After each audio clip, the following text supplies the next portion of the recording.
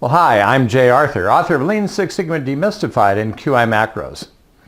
Over the years, I've found one of the things people get confused about is what's variable and what's attribute. And those words, for some reason, strike terror into the hearts of newbies. So I'm going to give you my short way of figuring this out. And it has to do with decimals and integers. If you have a number that has a decimal point in it, it must be measured. It must be variable. It has to be. No other option. All right? Because we split it down into smaller parts. That's the definition of variable. Now, that means that if you see something with decimal points, if it's a single column, it has to be an XMR or IMR chart. It has to be an individual's moving range chart. End of story. All right, and if you have multiple samples per subgroup, well, then you might get into an X-bar or an X-bar-S chart. But most people are not going to get there, all right, unless you're in manufacturing when you do sampling. So in decimals mean variable. That leaves integers, all right? So integers are measured, indivisible.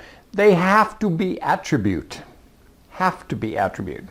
Especially if you have a numerator and a denominator, all right? So number of defects over total number of parts.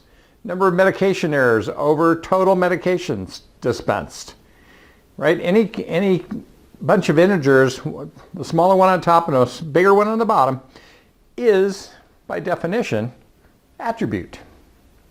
The only place that gets a little confusing is when there's just one set of integers.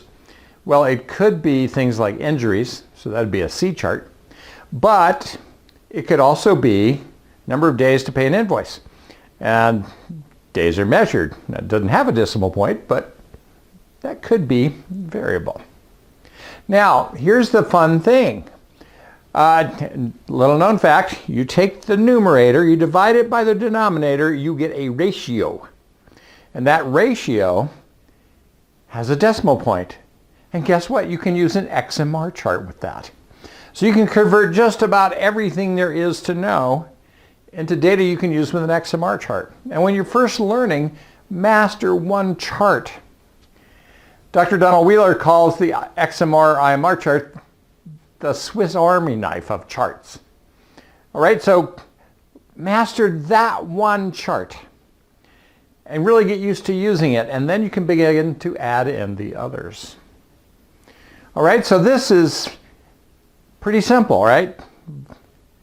Decimals, variable. Integers, has to be attribute. And you can convert this into something you can use with an XMR chart. So, I think we've made this entirely too hard, and people stumble over the words variable and attribute when decimals and integers might be a simpler way to explain it. So, that's my improvement insight. Let's go out and improve something this week, including the way we teach things about different types of data.